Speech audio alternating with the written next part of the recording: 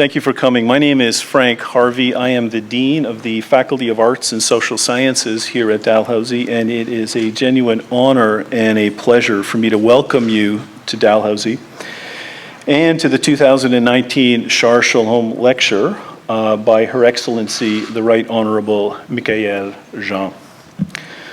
Before we begin, I'd like to recognize that the Student Union Building, Dalhousie University, our community, all benefit from and sit on Mi'kma'ki, the ancestral and unceded territory of the Mi'kmaq people. This territory is covered by the Treaties of Peace and Friendship, treaties the Mi'kmaq and Wolastoqey peoples first signed with the British Crown in 1725. These treaties did not deal with the surrender of lands and resources, but in fact recognized Mi'kmaq and Wolastoqey rights and established rules for an ongoing relationship between nations. We are grateful for our partnerships and our friendships across Dalhousie, very grateful for our elders in residence, grateful for our community leaders, our Indigenous Studies Advisory Council, our faculty's expanding Indigenous Studies program, and our faculty's new Canada Research Chair in Reconciliation, Gender, and Identity, Professor Margaret Robinson. We will continue to work on and build on these critically important relationships and friendships because we are all treaty people and we take these words very seriously. Wulalio. It is my pleasure now to introduce one of our elders in residence, Elder Jerry Musqua LeBlanc, a leading member of the program who will provide a special welcome to our audience tonight and a special prayer. Thank you, Jerry.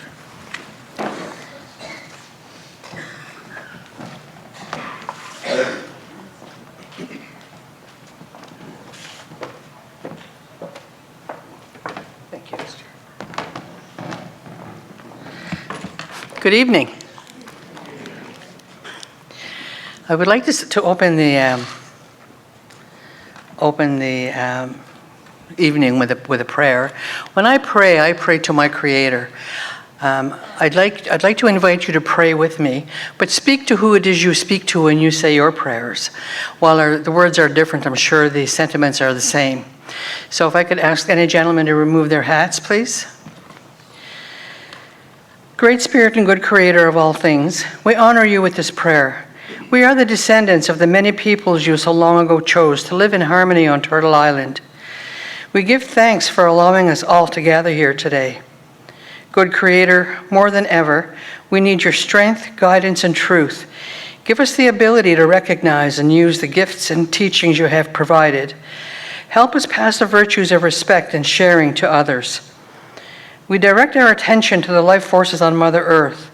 She has given birth to all animal creatures and to all plants that nourish us. For this we give thanks. We pray for our Mother Earth so that she may recover from the many sores we have inflicted upon her. We ask that those who are experiencing difficulty and conflict in their lives find peace and comfort. We pray for the good of our nations, our communities, our families, our elders, our leaders, and our medicine people. We give thanks for those who have given of themselves so that we can enjoy the freedoms that we enjoy. Great Spirit and good Creator, we ask these things so that we may see the healing of our people and this land. Sitnokmak, Tahoe. Thank you. Before I go, I'd like to share something with you. The theme of the speech is generating hope in an era of despair. And I found something online. I found 6 little stories online that I really enjoyed, and I think you'll enjoy them as well. And the first one says, once all villagers decided to pray for rain. On the day of the prayer, all the people gathered, but only one boy came with an umbrella. That's faith. When you throw babies in the air, they laugh because they know you will catch them. That's trust. Every night we go to bed without any assurance of being alive the next morning. But still, we set the alarms to wake up. That's hope. We plan big things for tomorrow in spite of zero knowledge of the future. That's confidence. We see the world suffering, but still, we get married and have children. That is love. And this one, my favorite, on an old man's shirt was written a sentence, "I'm not 80 years old. I am sweet 16 with 64 years of experience." That's attitude. Thank you.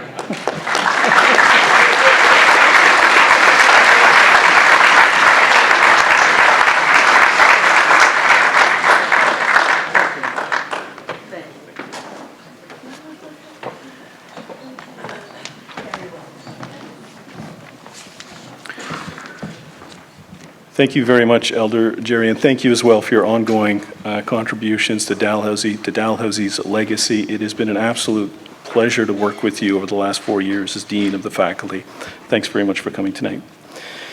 As part of our welcome to Madame Jean this evening, and in recognition of the very important work her foundation is doing, and in recognition of its mandate to, quote, mobilize the arts to empower underserved youth, transform their lives, and revitalize their communities, we've asked Professor Afua Cooper to offer an opening poem. Dr. Cooper is a professor of Black Studies in the departments of History and Sociology and Social Anthropology. She is an accomplished poet and the current Poet Laureate of Halifax, former James Robinson Johnston Chair in Black Canadian Studies, and she chaired the Lord Dalhousie Scholarly Panel investigating our namesake's place in history and the history of slavery and racism in Nova Scotia. Tonight, Dr. Cooper will read Daily Bread, a tribute to family and shared humanity.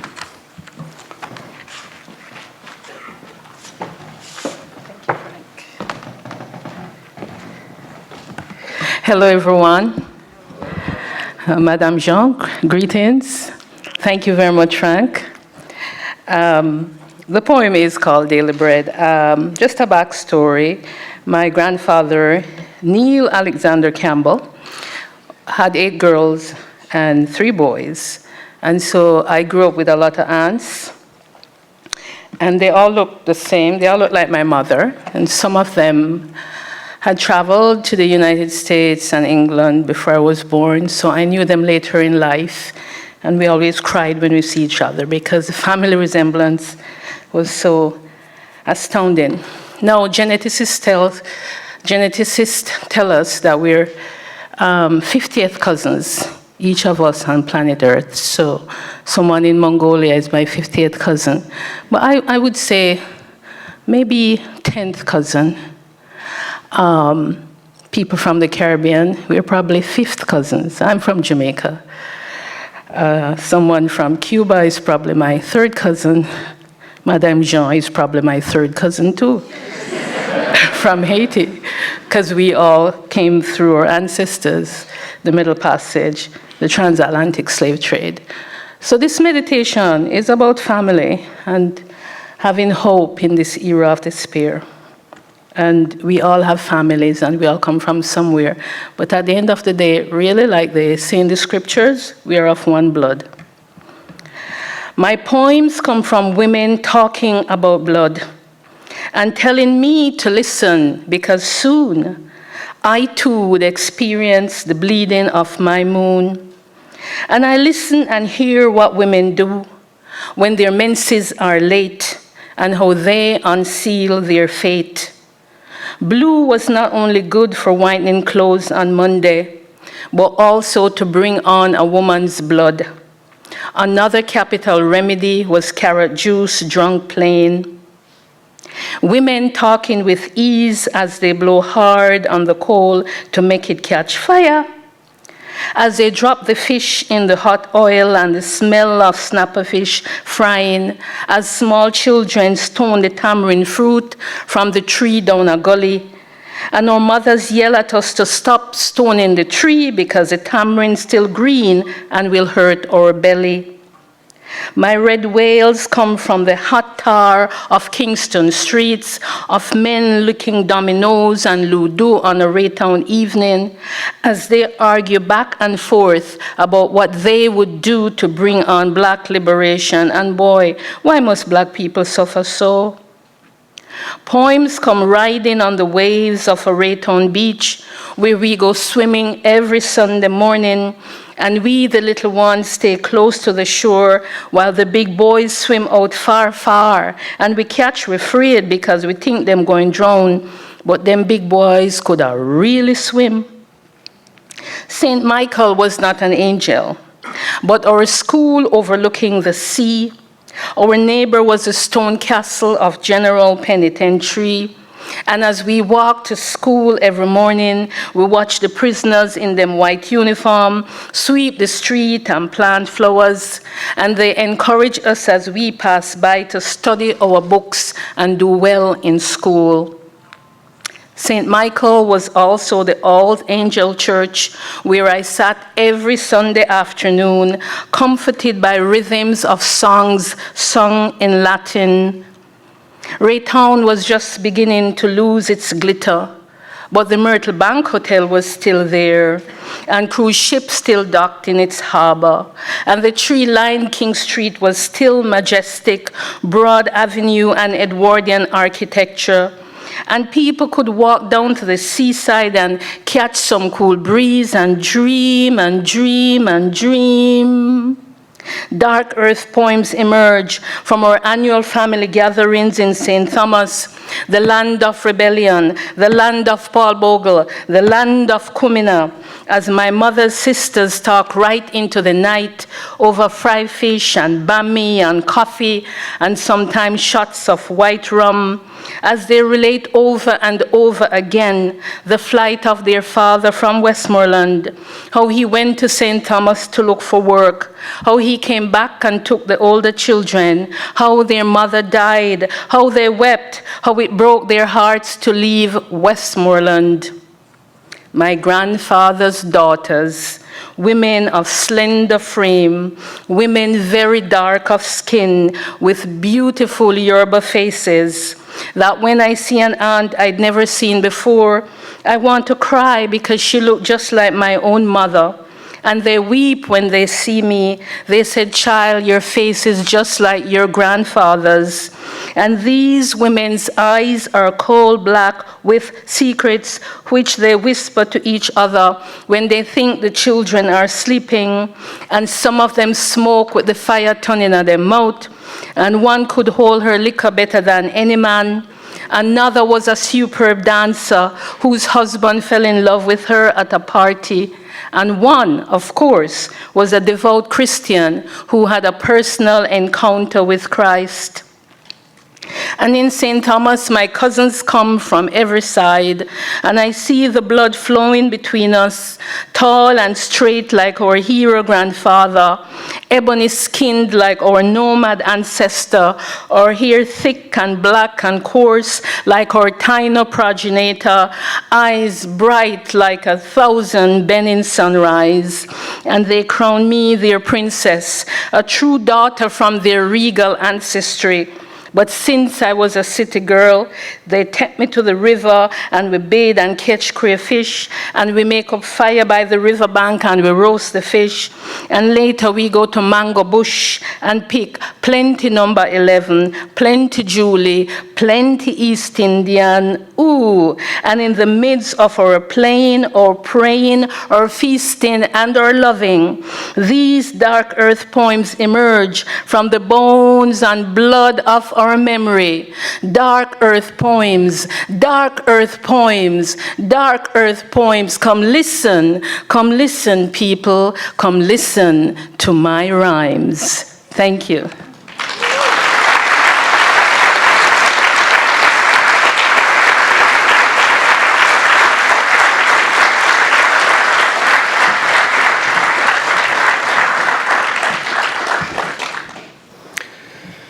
Thank you very much, Afua.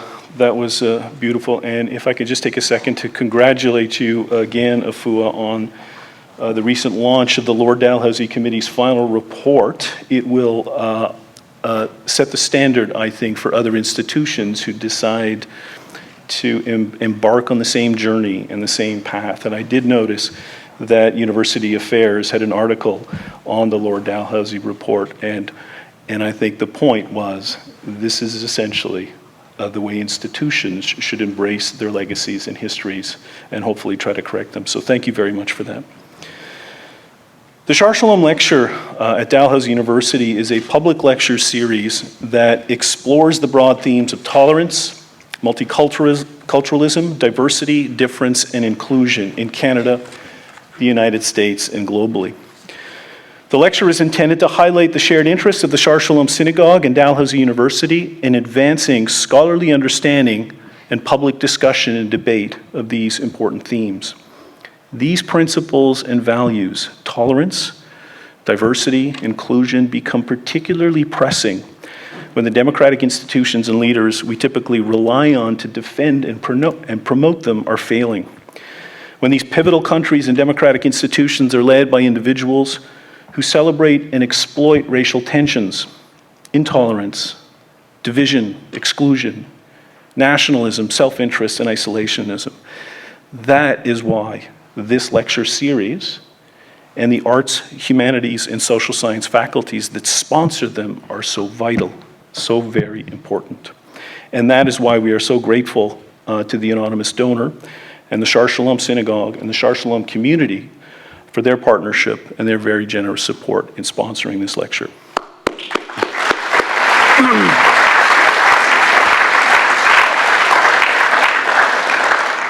I am delighted to introduce our guest speaker for the 2019 Shaar Shalom Lecture, Her Excellency the Right Honorable Michaëlle. And to welcome her back to Dalhousie, Madame Jean was the recipient of an honorary doctorate degree at Dalhousie in the spring convocation. As we all know very well, Madame Jean has built a very distinguished career in journalism and humanitarianism. Born in 1957 in Port-au-Prince, Haiti, she sought asylum in Canada in the late 1960s with her parents and her sister, fleeing François Duvalier's brutal dictatorship. Eventually settling in Montreal and earning a Bachelor of Arts degree in Modern Literature and Languages, and a Master's of Arts in Comparative Literature, both from the Université de Montréal. She received scholarships to continue her language studies in Italy at the University of Perugia, the University of Florence, the Catholic University of Milan. She speaks 5 languages: French, Haiti, Creole, English, Italian, and Spanish, reads Portuguese.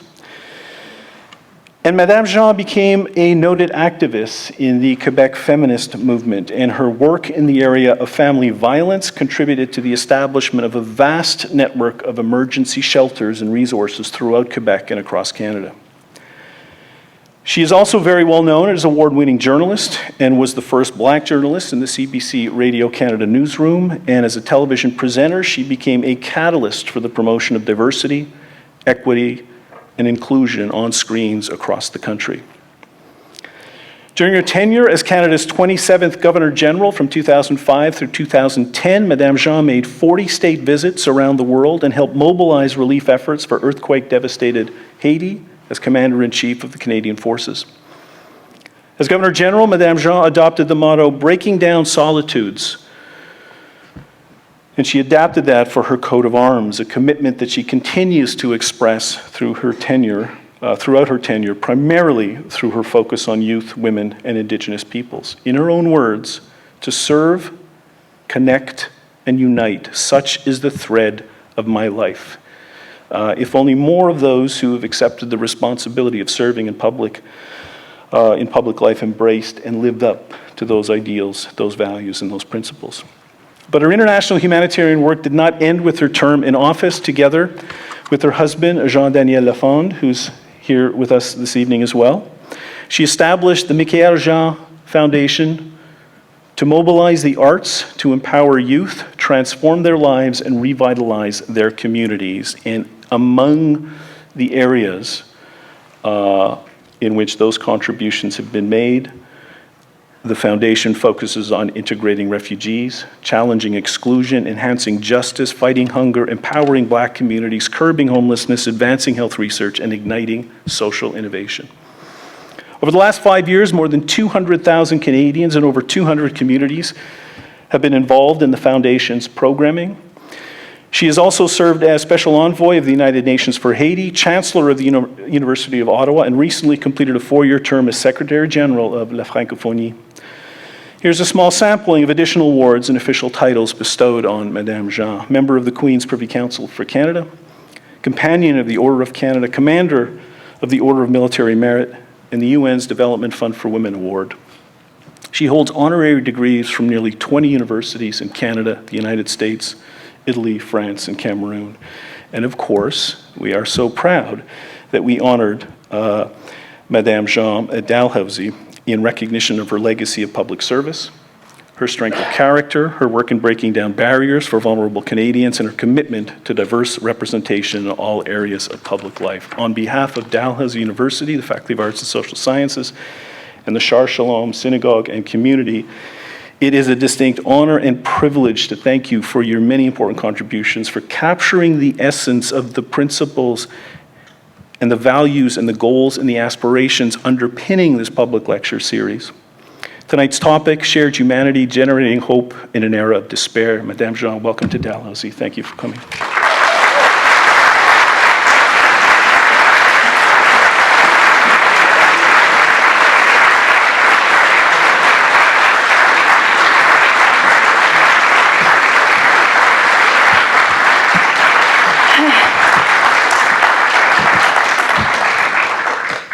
It feels good to be home, really.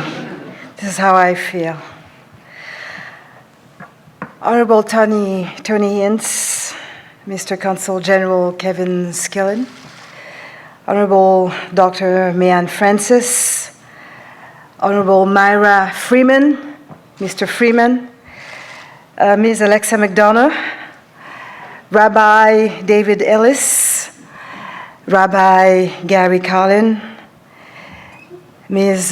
Candace Thomas and members of the Dalhousie Board of Governors, Ms. Teresa Rajak-Talley and all members of the Dalhousie administration and faculties, Mr. Rustam Southwell, Ms. Shanti Grant, Mr. Ryan Veltmeyer, Welalin, Elder Jerry, thank you very much for bringing the wisdom in this room.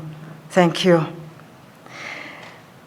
Afua, my dear cousin, Dr. Cooper, the gift of your poetry went straight to my heart, and I want to say, what a journey in your rhymes as we listened carefully. Thank you so much. Dr. Harvey, thank you for welcoming me with so much warmth and these words of introduction. Members of Shaar Shalom congregation, faculty, students, distinguished guests, dear friends, Shalom. Je veux d'abord vous dire combien je suis infiniment heureuse d'être parmi vous aujourd'hui, de passer ce moment, et je remercie Shaar Shalom et l'Université Dalhousie de cette invitation. Vous savez, par ces temps hautement critiques, tant ce qui bouleverse et déstabilise partout le monde est inquiétant, j'estime que nous ne pouvons pas faire l'économie de ces moments que nous pouvons passer ensemble, cette occasion de nous réunir pour réfléchir et nous situer. Tout cela est tellement précieux. Et c'est devenu maintenant un vrai privilège, n'est-ce pas, que d'être écouté et d'échanger en personne, hors du virtuel. Et quelle chance donc pour moi de m'adresser à vos cœurs, de m'adresser à vos esprits, en soupesant et en prenant la pleine mesure de notre humanité commune. Mais tout d'abord, combien d'entre vous ici comprennent le français, ne serait-ce qu'un petit peu? Ah ben c'est pas mal. Ça me fait plaisir. Donc je continue en français.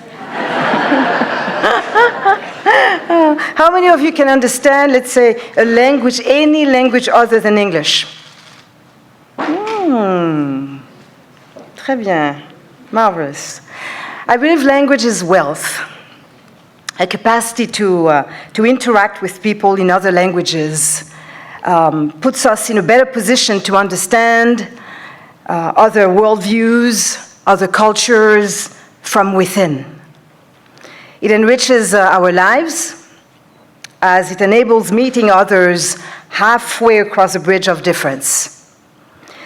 In a world that is increasingly being pushed within the confines of strict monoculture, these efforts become especially important.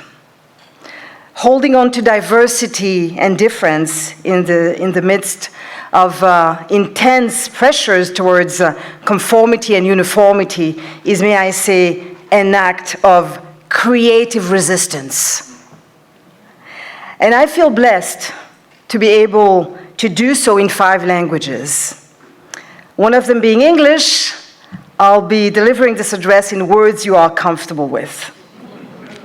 But beyond words and the local idiom, there's something even more powerful we can call the shared language of our universal humanity, expressing the ideas and thoughts that speak to our common experience, help us reimagine and reshape the world as a space we can share through solidarity, cooperation, fundamental rights and freedom, dignity, global justice, inclusive and responsible development, environmental sustainability, creativity, embracing our cultural diversity and the richness of our perspectives as part of the human journey.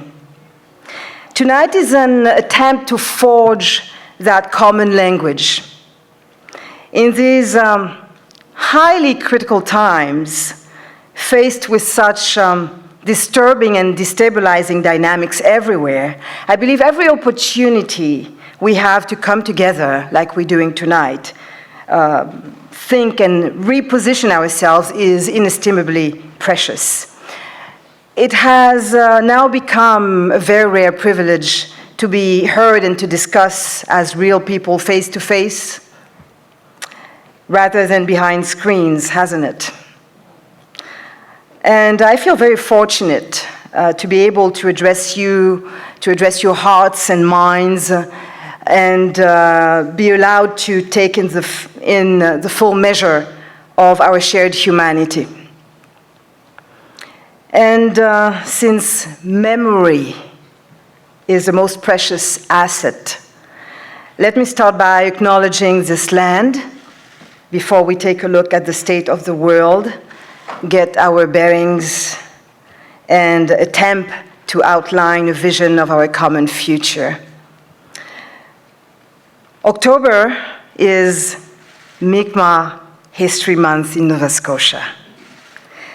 It is only fitting, therefore, that we should acknowledge, as the Dean masterfully did in his opening, the unceded Mi'kmaq territory upon which we stand here in Chibuktuk, Halifax. Yes, indeed, we are all treaty people. We are all bound together by a shared history that has shaped our past. Colonial violence, destruction, war, many crimes and mistakes are part of that history. The fact is inescapable. We are also entwined by shared experiences that have connected us, by successful struggles that have shaped and built our communities. We're in the same boat, undeniably. We can't see very far into the future, but a long view of the past is possible. Memory. Facing history helps us steer clear of old wanderings and errancies, while a glance above the shoulders allows us to stay the course, rowing together, right? Decolonizing the Canada of tomorrow through our actions today, building new relationships, a new future becomes possible. As a port of entry, Chibuktuk, Halifax has seen multitudes come to its shores in search of that better future. New encounters and mutual discoveries have shaped what we now call Nova Scotia for longer than what human memory can recall. So let us treasure that Let us treasure that. Especially at a time when the high-pitched songs of populist sirens reverberate around the world, including here at home, echoing the same shrill refrain, let's close our borders, raise the walls, stop the invaders, enough with refugees and migrants. Let us remember that through Pier 21, 1 million people from every corner of the world left darkness and despair behind to land here with nothing but their nightmares and their dreams, their struggle for survival and their hope for a new life. It speaks to me, like it speaks to many of you in this room. Actually, it should speak to all of us in this room, without distinction. So it was that in the 1890s, Jewish refugees and migrants fleeing Russian pogroms settled in Mi'kmaq. Cape Breton saw Nova Scotia's first purpose-built synagogue. The island largely comprised Mi'kmaq, Scottish Gaelic, Acadian, Irish, English, and Jewish peoples, with the addition of Black loyalists, Italians, and Eastern Europeans. Interestingly, many shared the same condition, the same experience, having been robbed and dispossessed of everything they had or belonged to, their sense of place, their history, deprived of their dignity, often as part of violent campaigns of dehumanization. That shared experience of painful circumstances of loss and forced exile from their homeland allowed these people, cultures, and languages to join together in a true, if sometimes painful, Canadian experiment in cross-cultural nation building. Jewish immigrants soon founded the Halifax Shaar Shalom synagogue, which to this day remains a beacon of openness to diversity, a temple of worship predicated on respect for difference. From the horrors of violent mob attacks on Jews in the Russian Empire, a contrasting legacy of tolerance, and I prefer to say respect for the other, was built. It remains with us today, some 125 years on, a commitment to safeguard and promote shared human dignity. From the forces of evil that engulfed all of Europe, from the ashes of the unspeakable atrocities of the Holocaust, grew a community driven by an indomitable spirit of spiritual betterment and social advancement. And I must say that I can really feel that spirit as alive as ever in this room. And I want to say thank you, Shaar Shalom. Du fond du cœur, merci. Toda Rabah. And I would like to say that we are all from that painful, dramatic Jewish experience. Similarly, if I were to share with you the torment of my African ancestors, the horrors of slavery they were subjected to, and the historical feat of Haitians who broke their chains and freed themselves after more than 350 years of their humanity being denied, another genocide of tens of millions, I would like to feel that you too share in the experience through compassion.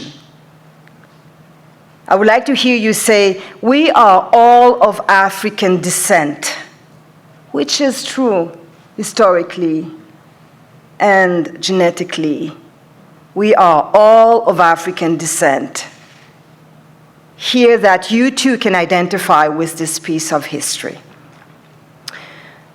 Our capacity for compassion, the ability to identify with others, those who suffer, and to act together is the glue that holds society together.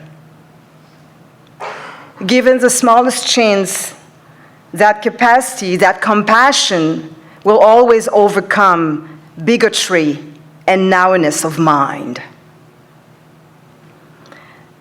I have a thought right this moment for the family of Abdullah, Ahmed, Rana, Hala, Gala, Mohammed, and Rola, the 7 children of Ibrahim and Qatar Barrow, killed in a blaze last February in Halifax. The poignant, unspeakable tragedy broke our hearts. The sad, cruel agony, and also irony, hit everyone. It somehow brought close to home the calamity of war in Syria, where today whole families are still consumed through deliberate firepower. We are all Syrians. The outpouring of grief, love, and support shown locally, nationally, and internationally was proof enough of our infinite capacity for solidarity.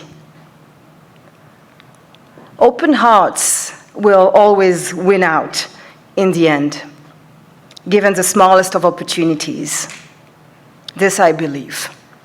We are all Syrians. Syrian families remain under fire as we speak, being forcibly displaced by tens of thousands, languishing in camps whose conditions too often rival the ruins of their former homes and the original conditions they sought to escape. So they risk their lives on unsafe, predatory roads to unknown destinations, or makeshift boats to the Mediterranean. And just like them, thousands of Africans, Central Americans, climate refugees, or targets of terrorism are also forced to flee situations of extreme precariousness and violence. I should be remiss if I didn't mention the fact that today, October 16th, happens to be Global Dignity Day, spearheaded by the international nonprofit organization Global Dignity. At the invitation of Global Dignity co-founder, His Royal Highness Crown Prince Haakon of Norway, I recently joined Archbishop Desmond Tutu, Ambassador Andrew Young, Sir Richard Branson, and Professor Amartya Sen on the honorary board of this global network of leaders in over 80 countries. And today, nearly 1 million young people across the world engage through workshops and educational activities with the meaning and transformative power of dignity. The radical notion that there exists a form of universal worth that must be honored. This morning, I joined an event part of Global Dignity Day in Canada in cooperation with We Day. Young people from schools across Canada gathered to celebrate this day, and I was at L'École du Carrefour to hear student testimonies, times when they saw their own dignity and that of others defended and respected. It should be remembered that the possibility of French education at L'École du Carrefour, in recognition of the precious heritage that defines Francophone and Acadian identity, was the result of a struggle that made it all the way to the Supreme Court of Canada. A struggle led by parents who, based on Section 23 of the Canadian Charter of Rights and Freedoms, decided they would no longer be deprived of their right to minority language education. And since that right was demanded and secured in 1991, Francophone schools have spread out across Nova Scotia and throughout the Maritimes. I think it's a beautiful story, a mark of respect for the dignity of Francophone populations, of what defines their identity. So you can all be proud of that accomplishment. We need to be able to say, my humanity is bound up with yours. I am because we are. Reverend Desmond Tutu and Nelson Mandela reminded us that in Africa there's a precious word that speaks to the spirit of dignity and humanity. One word, and that word is Ubuntu. The untranslatable idea of community, connection, caring, and kindness all wrapped up in one, Ubuntu. As we tackle the topic of hope in an era of despair, today is a good day indeed to honor dignity at the core of our shared humanity, a humanity that forms the very foundation of all hope. We live in a world of extreme uncertainty and volatility. Headlines and newscasts remind us daily of imperative issues that threaten the lives of our fellow human beings and our very existence as a species. I'm terribly worried about a global trend I see sweeping the globe. I'm disconcerted, deeply concerned, because, our heritage, the culture of compassion and togetherness, we took centuries to build, through so much conflict and pain, is being challenged on an unprecedented scale, up to the highest levels of nation states, now reaching global institutions like the UN. As we speak, aggressive campaigns are being waged by promoters of intolerance, polarization, and hate, who seek to roll back our capacity to live together. Immigration is a primary issue they use as a wedge to divide and conquer. And it works. Unfortunately, it does. I travel the world, I can bear witness to that fact. In country after country, state power is being seized by peddlers of extreme fear, propelled by lies and exaggerations targeting the other, the stranger, the migrant, the weird, the queer, the feminist, the black, the green, and some the different. They lie, they bully, they deny, attack and counterattack, criminalize opponents and dissenters, demand absolute obedience and loyalty, systematically undermine the rule of law. The playbook is old, but their methods reach increasing levels of sophistication, with big data targeting, fine-tuned social media manipulations, globalized influence networks, and opaque funding schemes. With relativism, truthiness perceptions presented as reality, opinions given equal weight as data, deceit is taking hold, eroding science, facts, the quest for truth, and meaning itself. If we let this madness run its course, the costs are going to be staggering and long-lasting. Failure to act, and to act quickly, will be deadly. We cannot afford to let emotional manipulation and populist demagoguery undermine our hard-won humanistic values. On the cusp of the second decade of the 21st century, anxiety and fear fill the air we breathe, literally. Climate change and its effects on all forms of life, human, animal, and plant life, is arguably one of the most pressing challenges currently facing humanity. Strange, isn't it, how the political climate is becoming more oppressive as the climate crisis unfolds. How our social atmosphere is becoming increasingly toxic as the Earth's atmosphere becomes itself more unstable. I'm just back from Geneva, where I was asked to serve on a panel of eminent persons of the United Nations Conference on Trade and Development, UNCTAD, tasked with devising a new development paradigm for this key UN agency in light of current global challenges.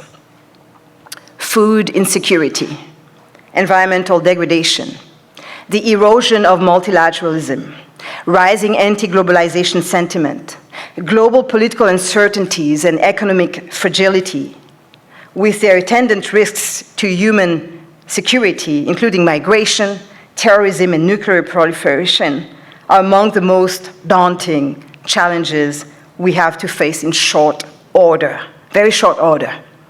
The 2019 Trade and Development Report of UNCTAD, I recommend you read, just released, warns that everywhere anxiety over the prospect of increasing economic insecurity is compounded with the impending threat of environmental breakdown. The Intergovernmental Panel on Climate Change, IPCC, has recently raised the stakes by starting the clock on a climate meltdown.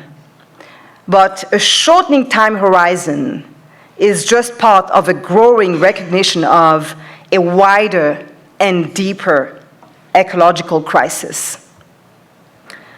Heat waves, floods, hurricanes, and rising sea levels and sea temperatures destroy or reduce crop yields and fish production, sending millions of climate refugees on their way. Extreme weather events raise or damage economic infrastructure, reduce profitability, and make investments in quantity of projects much less attractive. If action is not immediately taken to curb emissions in radical fashion within the very, very short span of 8 to 10 years, scientists warn the predictable outcome is one of spiraling negative feedback loops of greenhouse gas emissions, from melting permafrost, forest fires, and acidified rising oceans, leading to mass extinction and ecological collapse. And I think you will agree, with our eyes open, despair is hard to avoid. A sense of gloom is becoming generalized. The erosion of trust is reaching nearly unprecedented levels. Everything is being questioned. The fundamental values of democracy, the relevance of multilateral organizations and international initiatives, the probity of integrity of leaders and integrity of leaders, some because of their vanity, others impulsive hawks who make threatening rally speeches that expose us all to the worst dangers and arbitrary power and lawlessness. We feel the disaster coming. No wonder recent studies show high-level anxiety reaching epidemic proportions, even among children as young as 5, 7, or 8. They feel it. Suicide is the second leading cause of death among young people aged 15 to 29. And rising in alarming rates. UN Secretary General Antonio Guterres reminded us a few days ago. Some 800,000 people take their own life every year. That's 1 every 40 seconds, with over 79% of global suicides occurring in low and middle income countries. Today, 1 in 3 teens between the ages of 13 and 18 has an anxiety disorder. At the same time, we are witnessing the birth of a worldwide mass mobilization led by young people around the globe. By the millions, they demand accountability, clamoring for action commensurate with the scale of the problem, on a time scale proportionate with the urgency. And this feels as if we may also be living in hopeful times. We need to feel that too. You may have heard Greta Thunberg and her simple 3-part message: read the science, take action, fast. Her parents have written about the state of profound hopelessness that gripped the young girl for months once she started uncovering the facts behind climate change. She suddenly stopped eating while in 5th grade. She suffered bouts of mutism. She stopped going to school. Then after she successfully motivated her parents to change, she moved into climate activism. Il n'y a pas d'amour de vivre sans désespoir de vivre. There's no love of life without despair of life, wrote Albert Camus, looking through World War II, one of the most distressing periods of history. I too know about grief and despair when I look at Haiti, the struggling island where I was born. Haiti is, of course, one of the island countries most affected by global warming, with massive erosion problems contributing to extreme poverty. Haiti has one of the highest rates of chronic food insecurity in the world, with more than 50% of its 11 million people chronically food insecure, according to the United Nations World Food Programme, WFP. To make matters worse, the WFP has had to suspend all food deliveries to schools around the country since mid-September, when protests, road blockades, and riots erupted in response to recurring fuel shortages, high cost of life, demands for an audit on corruption, and for the president to step down. Politically, socially, environmentally, Haiti always seems to teeter on the brink of collapse. But then I turn to hope, because I must, and because there is.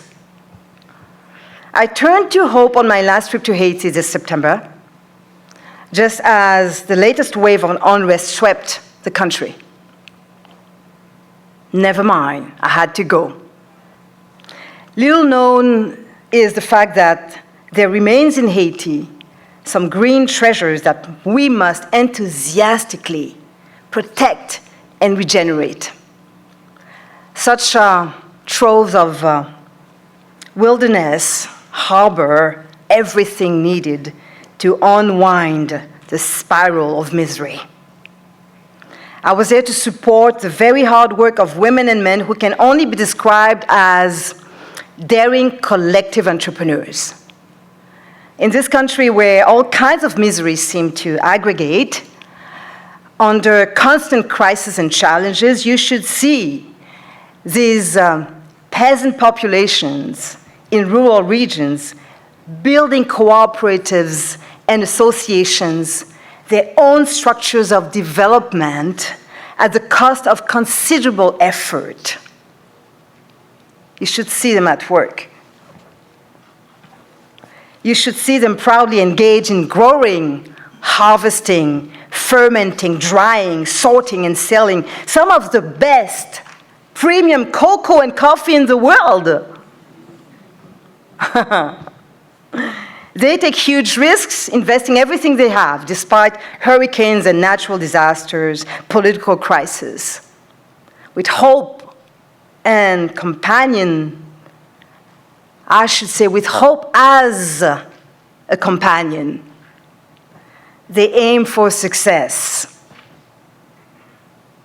The premium cocoa and coffee beans are grown in the shade, under the natural canopy, with great species diversity, using agroforestry practices that safeguard and revitalize ecosystems. Awesome stuff. Hope. All good for rural development in Haiti and rolling back the climate crisis. It's also development done right, through women. And the premium cocoa they make, simply divine. I'll bring some to you. In good quantity, I hope. Yet they struggle, they need investments, they need exposure. The good news is that there is a demand for le cacao médaillé d'or d'Haïti. Gold medal, it won, yeah. It was there, I was there to support their efforts as they recently obtained the international organic and fair trade certifications that will help them position their products on the global scale. I'll bring some here. And one thing I want to stress here, these communities don't want to be assisted. They want partnerships. You get the difference? Mm-hmm. They want investments in the value of their efforts. They don't want to be aided or managed. They want to design their own future. They want to lead the way, their way, and bring about the change they want to see for the sake of their children. They want to be at the helm of their lives, not held down or cared for as helpless dependents or poor recipients of charity and handouts. With resolute tenacity, these people never give up. They are living examples of what it takes to overcome the most difficult circumstances. To me, they are hope in action. Hope in action. I find the same grounds for hope in my work with the Michaëlle Foundation. While I've seen rather desperate situations among young people in inner cities and remote communities across Canada, right, Jean-Daniel? We've also encountered the extraordinary, hopeful, and courageous actions of young people who have started using the power of the arts, constructive activism for more social awareness, to save and enrich their own lives, tackle serious issues that affect them and the wider population, creating in the process hope and even economic renewal for their whole community, challenging the status quo. And tomorrow in Halifax, we are going to be holding from 10 to 11 at the Art Gallery of Nova Scotia a press conference launching a major national initiative to eliminate discrimination across Canada. We believe we can.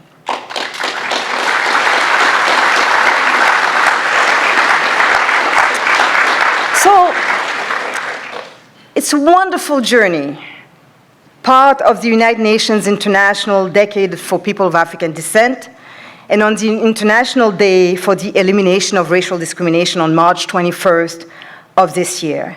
The Michaëlle Foundation will be holding here in Halifax the 2020 National Black Canadian Summit, where we intend to draft and sign what is going to be known as the Halifax Appeal for the Elimination of All Forms of Discrimination, a landmark broad-based strategy and program to eradicate racism and discrimination across Canada in this decade.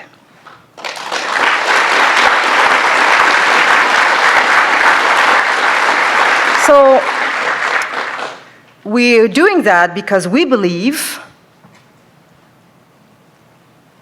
discrimination remains one of the most horrendous assaults on human dignity, a form of violence we must uproot to allow universal humanity to flourish. The National Black Canadians Summit is another example of initial despair leading to deep work and a resolve to action. Resolve to action we call hope, that should matter to all. That should matter to all. Of course, history has always been a life and death contest, a difficult balancing act between the ground zero of despair and the zenith of hope. Now especially so. The capacity to juggle both gloomy despair and bright hope has been central to the intimate lives of change makers. Artistic sensitivity and a deeper understanding of what constitutes hope has helped many maintain some sense of equilibrium. As Governor General of Canada in 2007, I was fortunate to meet the great Czech dissident, playwright, and former statesman Václav Havel. Havel was imprisoned multiple times for upholding his ideals of justice and humanism, for his insistence on anti-consumerism and environmental responsibility. A visionary. Needless to say, Václav Havel thought a great deal about the life-saving value of hope. Let me quote him. The kind of hope I often think about, especially in situations that are particularly hopeless, such as prison, I understand above all as a state of mind, not a state of the world. Either we have hope within us or we don't. It's a dimension of the soul. It's not essentially dependent on some particular observation of the world or estimate of the situation. Hope, he says, is definitely not the same thing as optimism. It is not the conviction that something will turn out well, but the certainty that something makes sense regardless of how it turns out, unquote. So what Havel tells us quite simply is that hope is a gift. It belongs to the most intimate part of our being. As such, one can decide to never surrender it, to never give it up. Hope as inner resistance, I like this word, resistance.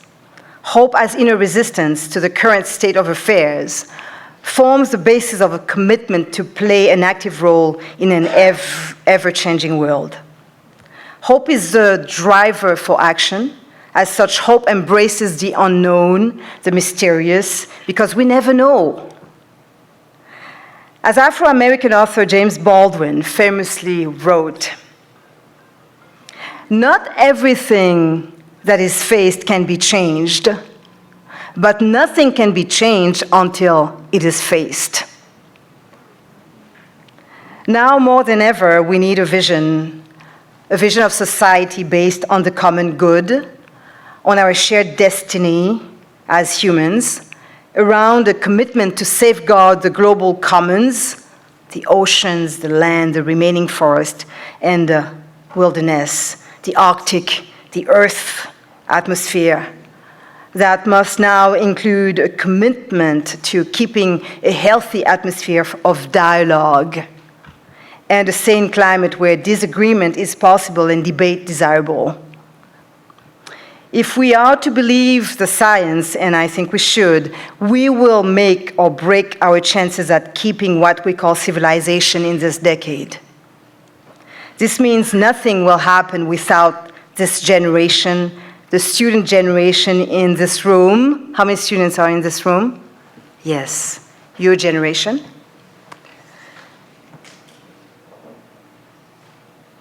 Very active and dynamic generation. And that's where I pin my hopes. In you. Throughout my career as Governor General of Canada, UNESCO Special Envoy for the reconstruction of Haiti, my native country, Chancellor of the University of Ottawa, Secretary General of La Francophonie, and of course through my legacy, the Michaëlle Foundation, co-founded with my husband, filmmaker and philosopher, Jean-Daniel Lafont. At the core of what I do, closest to my heart always, is the calling to accompany thousands of young people in their professional development, the emergence of their talents, their desire to create, to reinvent, to build, to innovate, to contribute to the common good, serve and produce freely and to the fullest extent of their abilities. Just the same, I will never stop insisting that along with women, young people constitute human capital in which we must invest the most, but unfortunately, invest the least. Women and young people are part and parcel of all possibilities. Without them, there's little hope to find long-lasting or even practical solutions to the challenges we face. Why put so much emphasis on the contribution of young people and women? The reason is simple. The action of young people and women changes everything because it has always been the most luminous source of hope in the world. See the mass collective actions driven by the irresistible energy of youth all over the world. That's how change usually comes about, through young women and men. This being said, we must strive to bring most everyone, all generations, on board, obviously, with smart strategies that seek to unify rather than needlessly polarize, with spirited, informed, and well-designed tactics, with art and creativity, with guts and gusto, building people power, mass momentum, holding on tight to what being a citizen truly means, through peaceful social power, with dignity for everyone as a core value, and a fierce dedication to being the change we want to see. So let's join together and do it. Let us join together with Generation Hope. Generation Hope. Once unity and the breathtaking beauty of our diversity brings us out from the depth of despair into the light of hope, all of us will be surprised to see how many of us there are and how quickly we can turn this world around. In this, I believe. Merci beaucoup.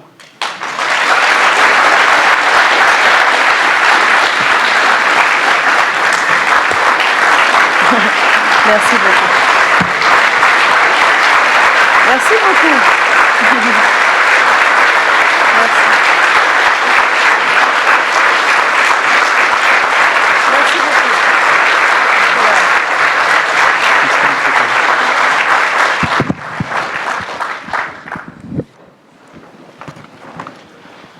Merci, Madame Jean. Thank you so much. I was getting worried that throughout that speech, you would have the capacity to find a message of hope, an inspirational message of hope, and you nailed it. So thank you for that. We have microphones set up where? At that end and at that end. So if you're interested in asking a question, can I ask you to move towards the microphone? As the host tonight, I'm going to take advantage of my position and ask the first question. And I'm going to build on some of the points that you raised in your inspiring speech. but build on some of the points in relation to despair. And I may add a few. The rise of Islamophobia, anti-Semitism, and white supremacy at home and abroad, anti-immigration sentiments and movements in Canada and the United States, the global decline of multilateralism, and here I see Brexit as an illustration, multilateral trade agreements, multilateral defense organizations, including the potential ruptures in NATO as a consequence of what's happening in Syria, the global pattern of major powers turning inwards and becoming much more isolationist, conflicts like Syria, Turkey, and what's happening with the Kurds, proliferation of nuclear and ballistic missile technology.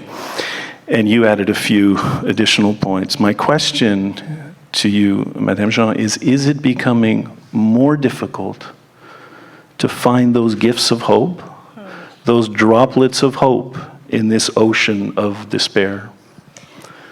I'd like to say that as I travel the world, I have this capacity, even in the most dire situations, to see clearly where hope is.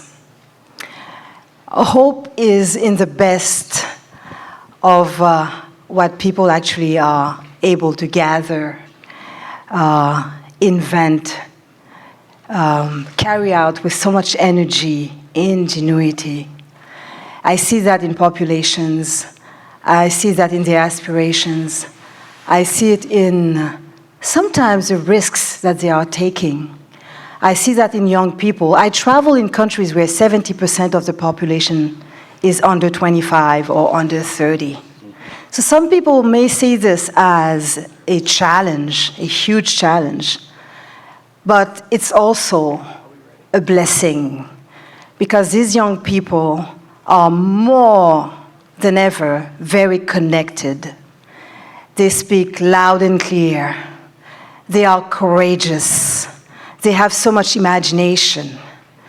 And it's wonderful to see them at work, even if sometimes I do fear for them also. Because I know that there are some leaders who are afraid of them. Instead of engaging, listening, taking the time to engage in a relationship of trust, there's this, fear. Why? Because they know that these young people are change makers, that they will never give up. They are more determined than ever because they know how much they weigh in the balance. So investing in this, I would say, energy, this determination is where hope is. That's why I remain very, very confident. Everything that you've named here, I can attest of that. I was called, to bring my thoughts at the Security Council. I see the dynamics. Again, I was at the United Nations in New York, 74th session of the General Assembly of the UN, then to Geneva. I can see the dynamics. Polarization. I was in dangerous places in the Sahel. Like I was also in Afghanistan as Commander-in-Chief of the Canadian Forces. I know that the world is a very dangerous place. But at the same time, everywhere, I make the time and connect with communities, listening to them, to their dreams, their aspirations. Recognizing their courage and their actions. And that's where hope is. We need to take that time. We need to be humble enough to say, especially when you are in a position of a decision maker, I don't know everything. I don't have all the answers. The answers come also from the people. Because, they're confronted to the challenges every day. They try to tackle these challenges every day. They have ideas. So, they are part of the solutions. If there is a disconnect between lawmakers, decision makers, and the populations, communities, people, citizens, starts a problem. Yeah. Thank you. Any questions? This is an excellent opportunity to engage with the former Governor General. Then I'm going to start pointing people out. Robert Summerby Murray, president of St. Mary's University, you must have a question. Sure, he said. You could grab this mic if you'd like. I feel like I'm in class. Merci beaucoup, Madame Jean, and merci aussi, Frank. My question relates to your comments about the end of multilateralism. And I wonder if you would comment on that in terms of Canada's geopolitical relationships, and particularly its relationships with the Francophonie and the Commonwealth.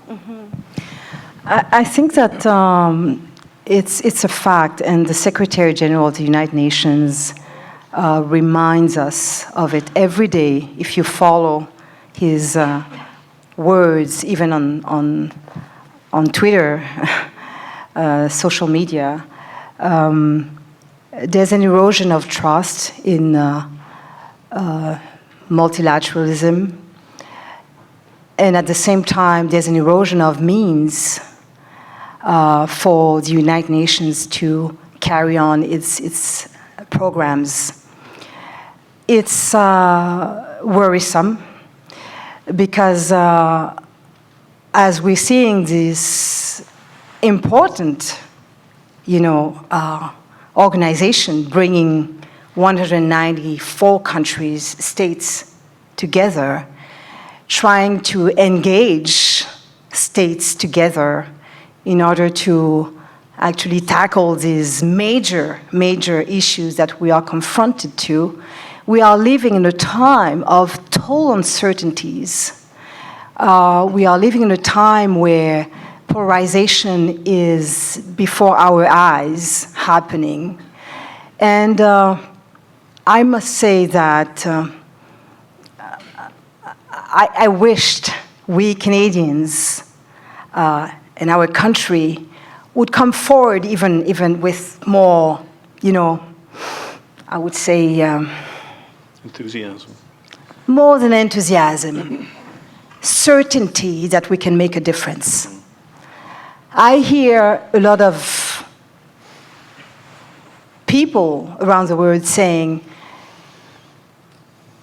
we wished we could see Canadians more on the ground. We wished we could work more with Canadians because we have this desire, because people know about who we are, for sure. People look at Canada as a place where living together is a daily concern. We try hard, right? We don't run away from issues. We try to find solutions. It's something that I've seen as I crisscross the country. We're always looking for solutions. And it's not only a matter for our lawmakers and decision makers, it's people themselves who are doing it. It's remarkable. We're too humble. And that humility is actually refraining us from stepping forward more, with more conviction. I'm saying this as former Governor General of Canada and as someone who they turn to all the time, as I'm in the United Nations, Security Council, and they say, how about Canada? So we should be more, we should come forward more, I must say. But Canadians need to know that and to want that. When we hear right now, I don't want to, get into this electoral campaign, but still, when I hear some saying, well, cooperation, international cooperation, well, we can leave that aside so you can have more money in your pockets. It's worrisome. It's worrisome because this contributes also to the end of multilateralism. This also makes multilateralism in a bad, situation. I said it.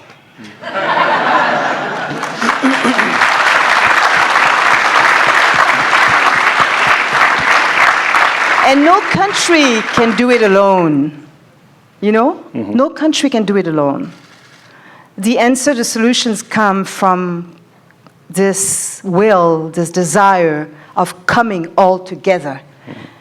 Because our destiny is, comment est-ce qu'on dit? Nos destinées sont liées, quoi. Comment on dit ça en anglais? Interlinked. Interlinked? Voilà, c'est ça, vous avez tout compris. So I'm going to rotate back and forth. If we can try to get as many questions as we can in. If you can keep your questions brief, that would be great. So you can go ahead. Thank you. Well, first of all, thank you so much for these very powerful and thoughtful remarks. And I suppose my question sort of builds on part of your response to the last one, in the sense that when I reflect upon how much the world seems to have changed between your tenure as Governor General and the world before us now, looking for solutions seems like such a difficult thing, and even understanding the world as it is. And I wonder, though, whether, and I wanted to get your thoughts as someone who's represented Canada on the international stage, whether there might be resources from Canada's past historical experience as a leader in the multilateral order that might inform its future role in pursuing the very strategies and values which you sort of pointed toward a moment ago. Like, are there stories Canadians can tell themselves about what it means to be a Canadian in the world, which can help inform those sorts of projects and initiatives? Thank you. What it means to be Canadian is what I really wanted to shed light on in my address to you. These values that we've fought for, look how Canada, I would say, is a testimony of the world. Canada contains the world, we can say that. When I see, the social fabric in Canada, that the incredible diversity and a desire to do better all the time and to come together with all our strength is remarkable. It makes a difference. But at the same time, as you said, we need to remain constantly vigilant. We do. I am worried when I hear, these white supremacists with de manière décomplexée, speak as if, we had to fall into their narrative. And actually, they're becoming, extremist groups are becoming more and more aggressive because they've lost it. It's a lost battle. We will not go, we won't go back. The world is moving forward. So you see the extremists really getting more and more nervous because they've lost it. So we have to keep the course and remain vigilant, never take anything for granted, continue really to cultivate these values for the world we want to see and live in every day. The work we did this morning in that school and this million, children gathering workshops in the name of dignity, it was beautiful. And they spoke these words of, coming together, and they have hope. It's wonderful to hear their words and how they define, this universal dignity, global dignity that they really embrace. But we should never surrender. It's really important to continue to cultivate these values and never say, oh, well, relativism, we can see it also happening. Oh, yes, human rights can wait. Let's put that aside and get into our agreement in the name of our, interests. Wow. The costs will be so high. So I don't know if I answered your question, but that's what I mean by the values that define us. Thank you. Thank you very much. We have about 7 minutes left, so we can probably squeeze in 2 more questions. So go ahead, please. That's why I'll stick to what I wrote down. So thank you for being here to give us hope. I loved what you said about how communities that are facing barriers to development want partnership and investments. Yeah. As someone who took an international development degree here at Dalhousie, I have to agree. From your wealth of experience, what advice would you give to young people working in humanitarian work? How can we focus on partnerships and removing barriers without furthering narratives of colonialism to take truly collaborative and cross-cultural approaches in our work? It is a constant challenge to do this to the best of our ability when there's such an inherent colonial nature to many of the institutions that we try to do this work through. I think it's about reading history and understanding where we come from, so we can continue to resketch, I would say, the world, reinvent the world. There's one important value in your desire really to engage in humanitarian work: reciprocity. When you travel to communities with your good intention to support their work, engage, take that commitment to be on their side, take the time also to learn from them. That reciprocity is so essential and so highly appreciated. Give and take, and knowing that you will never be the same. If I were to take you to Haiti, do you feel like it? Because we need to bring back that cocoa here, right? We said. I'm sure there's a market for it here, right? Yeah. Oh, take note of that. It's amazing how you have this contrast. A country in turmoil, political turmoil, real crisis, with legitimate, questions asked by those who protest and demonstrate. And you go deep to the rural areas, and you have people, yes, who are listening, of course. They share the concerns, but at the same time, they're working. They're working, harvesting, fermenting, and with so much hope, dedication, desire to succeed, and so structured.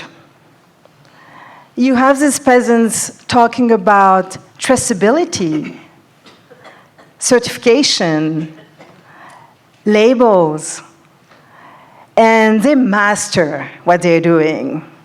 And at the same time, they're revitalizing a whole ecosystem, because since there's a demand for this cocoa and this coffee, and they know that they can't grow it without shade, they don't cut the trees. I have amazing pictures of a green Haiti. We know that there's a major problem of erosion. But to see this country coming green again, and to see the intergenerational, work. Some young people, daughters and sons of these peasants, who have studied agronomy, agroforestry, who are now helping the elders, and you can see the difference, and you can see a smile on the elders' face, saying, oh, we're not alone.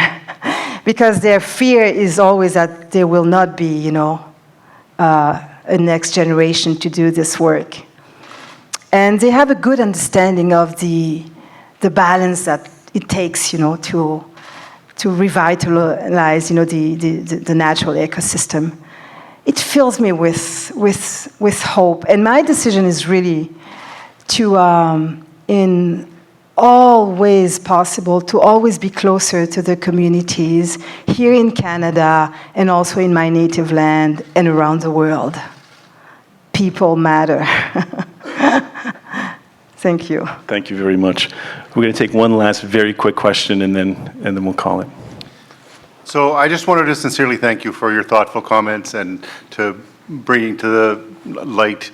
The image I'm going to take home is droplets of hope in a sea of despair, and how you're so powerfully able to pick them out and manipulate them.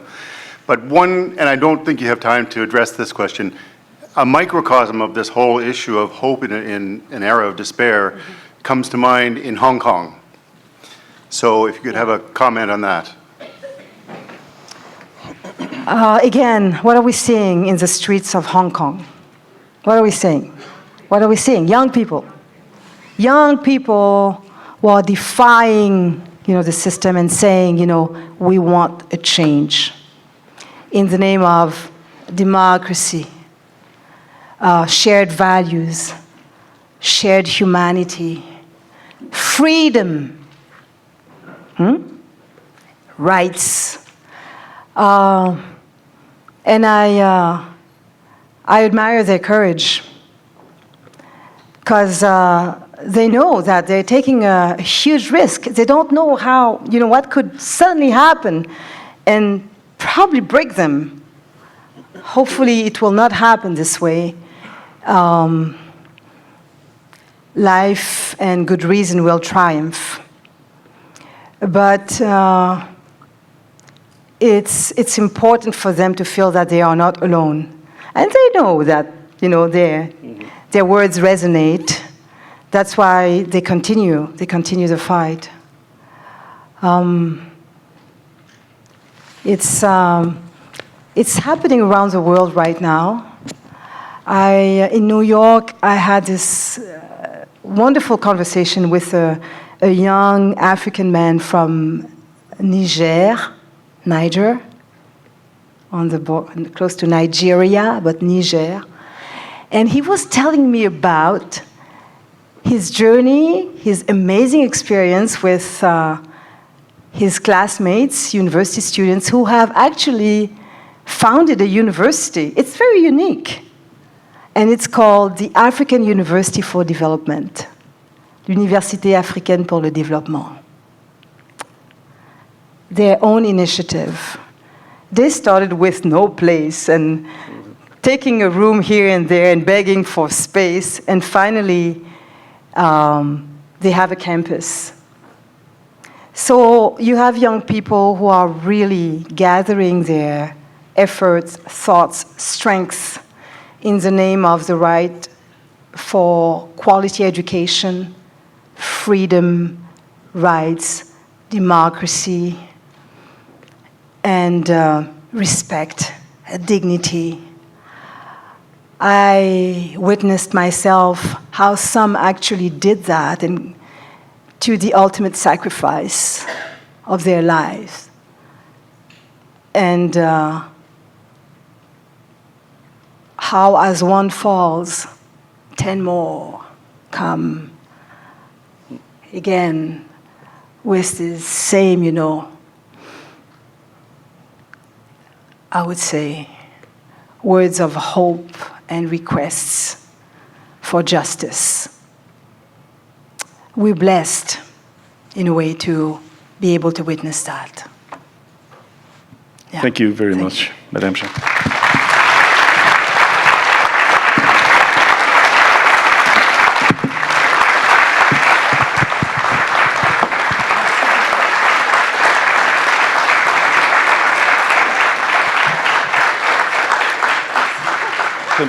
Can I ask you to sit for just one more minute? Then we will let you go. Can I ask Joanna Wexler from the Shaar Shalom Synagogue to offer a thank you?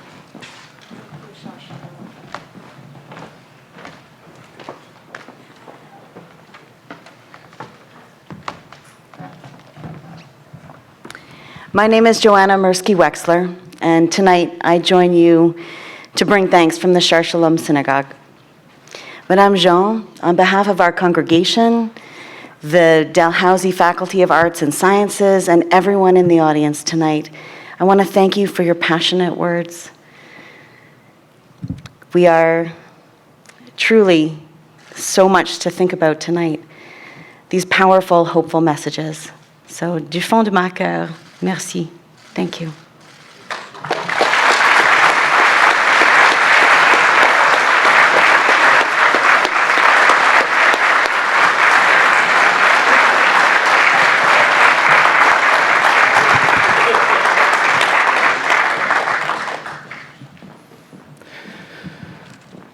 Last year, Stephen Lewis delivered a passionate lecture about world politics, and much of that lecture was painting a very vivid picture of despair in international politics, focusing on the UN, revisiting some of the points you raised. And as somebody who teaches international politics and peppers his lectures with a lot of despair about the nature of world politics, I pointed out to Stephen Lewis that even he depressed me after that lecture. But after your lecture, I have to admit that now the struggle in my head has landed with a glass half full because of your brilliant and inspiring lecture. So I want to thank you again very much.